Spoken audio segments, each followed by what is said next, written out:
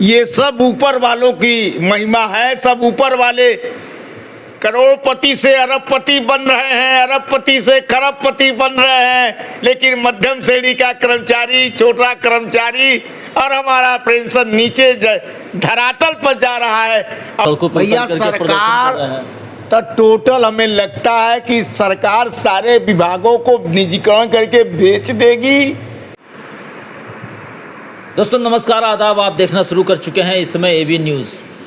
जैसा कि राज्य कर्मचारियों के लिए एक बहुत ही बुरी खबर मानी जाएगी, क्योंकि मृतक आश्रित कोटे में जो अभी तक नौकरियां मिलती रही हैं, किसी राज्य कर्मचारी का अगर डेथ हो जाती है, कोई कैजुअल्टी हो जाती है, तो उसकी जगह उसके परिवार के सहारे के लिए उसके परिवार के बेटे या किसी बेटी को नौकरी दे दी जाती थी। हमारे साथ इस समय राज्य कर्मचारी संयुक्त राज्य कर्मचारी परिषद के जो अध्यक्ष हैं रुपेश श्रीवास्तव जी हमारे साथ जुड़े हुए हैं, और हम लोग पूरे मामले में क्या सरकार ने स्टैंड लिया है, सरकार स्टैंड लेने के लिए भेज चुकी है, जीओ बन करके आने की ऐसी पॉसिबिलिटी है, लेकिन विरोध अभी से शुरू हो चुके हैं।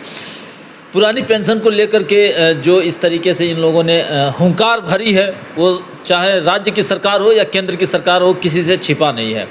आज फिर से कुठाराघात राज्य कर्मचारियों पर हुआ है, ऐसा पूरा संभावना है, पॉसिबिलिटी है, क्योंकि विधानसभा में ये पास हो गया है। तो आइए हम इनसे सीधे बात करते हैं। सर, एबी न्यूज़ में बहुत बहुत स्वागत है। धन्यवाद सर। और वर्तमान में जो ये घटना घटित हुई है, ये काला कानून निश्चित तौर से कर्मचारियों के पीठ में छुरा भोंकने जैसा है, और यूँ कहा जाए कि कर्मचारियों के भविष्य पर खिलवाड़ है। और कर्मचारियों को तो सरकार रुला रही है, अभी पेंशन के लिए रुलाई रही है। 1.5 साल का एरियर खा गई कोरोना काल का, वो भी अभी तक नहीं दिया। 8वां वेतन भी जुमलेबाजी चल रही है, मात्र 3 महीना बचा, जनवरी से लागू करना है इनको। यानी और विशेष तौर से जो अधीनस्थ चयन सेवा आयोग है, जिसके माध्यम से वर्तमान में नियुक्तियां हो रही हैं शासन द्वारा, सरकार द्वारा, अब उस नियुक्ति में ये निर्देश हो गया कि जो भी अधीनस्थ चयन आयोग के तहत नियुक्तियां होंगी, उसमें अब मृतक आश्रित की नौकरी नहीं लगेगी, अर्थात मृतक आश्रित अब नौकरी पाने का हकदार नहीं हो। चयन सेवा जो आयोग है, उसके माध्यम से ही नियुक्ति हो रही है। क्या लगता है कि सरकार की आखिर मंशा क्या है कि अभी पुरानी पेंशन के लिए बवाल इतना दिनों से चल रहा, कई वर्षों से आप लोग सड़कों पर भैया सरकार तो टोटल हमें लगता है कि सरकार सारे विभागों को निजीकरण करके बेच देगी, सारे कर्मचारी समाज का खात्मा होगा, और जितने हमारे प्रदेश और देश के शिखंडी नेता हैं उनका भी खात्मा होगा।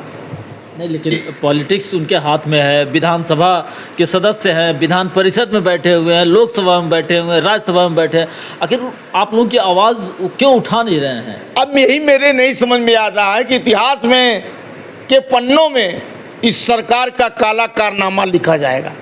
अब तो लिखा जाएगा। पेंशन के लिए कर्मचारी रो रहा है, देश का कर्मचारी रो रहा है, सिपाही रो रहा है, अर्धसैनिक बल रो रहा है, हमारे तमाम कर्मचारी, तमाम महिलाएं रो रही हैं, लेकिन सरकार को जरा सा टच से मत, पेट की रोटी के लिए नहीं हो रहा।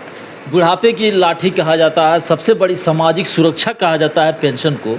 इतना बड़ा स्टैंड एक कर्मचारी जब 60 वर्ष में रिटायर हो जाता है, तो उसके पास शायद कुछ नहीं बचता है सिवाय पेंशन के, क्योंकि नौकरी में जब वो रहता है तो सब कुछ तो अपने बच्चों और परिवार का पढ़ाई लिखाई, उनकी शिक्षा दीक्षा, छोटा बहुत 1-2 कमरे का मकान बनाने में ही निकल जाता है। पेंशन ही ले दे के उसके हाथ में बैठता है, वो भी सरकार ने डकार लिया। बिल्कुल डकार लिया। 1.5 साल का एरियर भी डकार दिया। अभी सुप्रीम कोर्ट ने टिप्पणी किया, अभी लेटेस्ट सुप्रीम कोर्ट ने कहा कि किसी की डिमांड को आप स्थगित कर सकते हैं, समाप्त नहीं कर सकते हैं, आपको देना होगा। यानी 1.5 साल का एरियर सरकार को देना होगा, लेकिन सरकार की जुमलेबाजी मेरे समझ में नहीं आ रहा क्या हो रहा है, कहाँ हो गई सरकार। अब तो कर्मचारी रो रहा है, पेंशनर हमारा रो रहा है। पेंशनर को 60 साल, 65 साल, 75 साल पर उसका हक मिलना चाहिए 55% बढ़ोतरी, लेकिन उसका हक भी नहीं दिया जा रहा। ये उसका पैसा है। विधायिका के जो सदस्य हैं वो तो अपनी पेंशन मेट थपा के और पूरा भाई, कर लेते हैं। न जाने विधायकों को भी क्या हो गया है, माननीयों को क्या हो गया है कि अपना वेतन 41% बाप रे बाप बढ़ा लिए, और जरा सा भी कुछ मीडिया के साथियों ने बल्ले बल्ले नहीं किया, लेकिन हमारे कर्मचारी का 2% 3% डीए बढ़ता है तो कहा जाता है कि कर्मचारियों की बल्ले बल्ले, लेकिन कर्मचारियों का पेट भूखा है। अब जो मृतक आश्रित की नौकरी खत्म की जा रही है, इससे तो कर्मचारी सदमा में चला जाएगा, क्योंकि यही एक सहारा था भैया। हम मान लीजिए मर जाए तो हमारे बच्चों को नौकरी मिल जाने का बहुत बड़ा आत्मबल था। इस समय 20% लगभग देश के कर्मचारी मृतक आश्रित नियुक्ति में है, और सोचिए अगर ये सब खत्म हो जाएगा तो 20% जैसे उदाहरण के तौर पर लीजिए तो इनका परिवार बर्बाद। क्या मतलब कारण नज़र आ रहा है? क्योंकि सरकार एक तरफ दावा कर रही है कि अमृतकाल है, सरकार एक तरफ दावा करने जा रही है कि मैं 2047 तक भारत को विकसित राष्ट्र बना लूँगा, 2030 तक उत्तर प्रदेश को 1 ट्रिलियन इकोनॉमी वाली स्टेट बनाने की बात हो रही है, और उस कर्मचारियों पे लगातार वार पे वार। ये सब ऊपर वालों की महिमा है। सब ऊपर वाले करोड़पति से अरबपति बन रहे हैं, अरबपति से खरबपति बन रहे हैं, लेकिन मध्यम श्रेणी का कर्मचारी, छोटा कर्मचारी और हमारा पेंशन नीचे धरातल पर जा रहा है। अब आने वाले दिनों में जो सरकार ने मृतक आश्रित खत्म किया है ना, बहुत से लोग उसे सदमा से मर जाएंगे। जिसके जो कर्मचारी मरेगा उसके परिवार सदमा से मर जाएगा कि काश हमारी मृतक आश्रित नियुक्ति होती तो हमारे परिवार चलता, पेट चलता।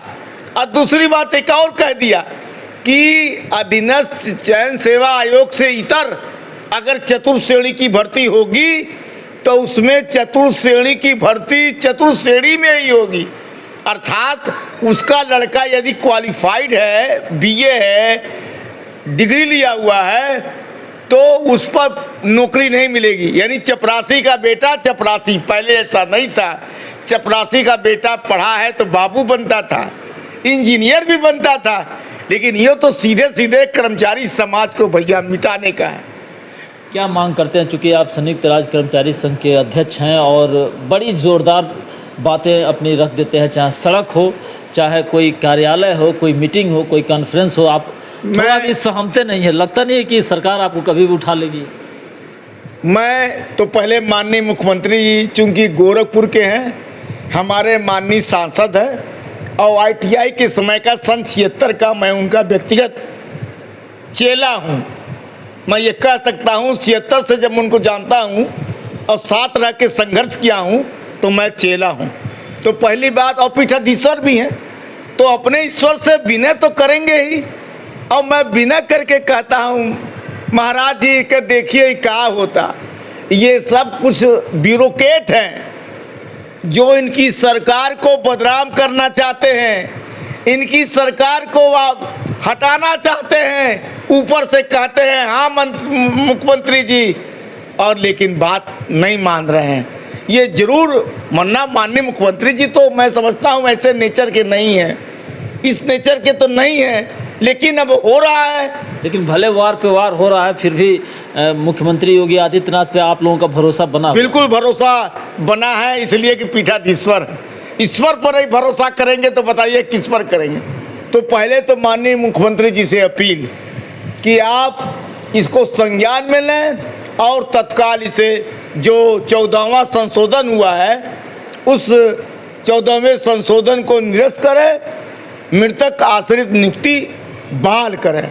और चतुर्थ श्रेणी में जो आप कह रहे हैं कि चतुर्थ श्रेणी का चतुर्थ श्रेणी ही बनेगा, ये भी गलत है। इसको भी आप पूर्व की तरह बहाल करें, जिससे कम से कम अच्छा मैसेज जाए ये क्या हो रहा है सरकार में।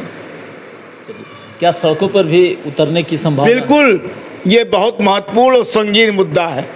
हम आपके माध्यम से गोरखपुर ही नहीं, आने वाले दिनों में पूरे प्रदेश, चूंकि प्रदेश में ये हुआ है, पूरे प्रदेश में सरकार से अनुरोध तो करेंगे ही, लेकिन इसके साथ संघर्ष की भी रणनीति बनेगी और पूरे कर्मचारियों के साथ आंदोलन करेंगे, सड़कों पर उतरेंगे।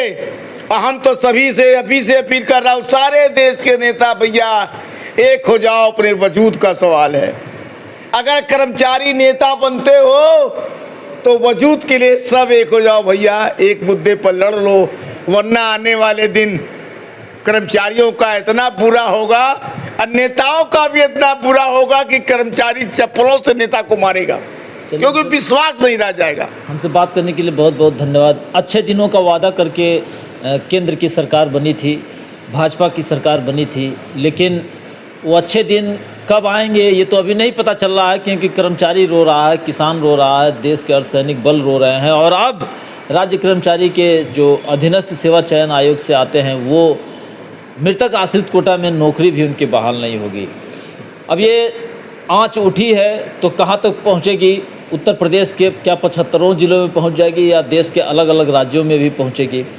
आने वाला समय बताएगा, किंतु इतना ज़रूर है कि कहीं ना कहीं कर्मचारी समाज सदमे में है और आने वाले वक्त में कुछ लगता है कि बदलाव की लहर आएगी, कर्मचारियों में आक्रोश है।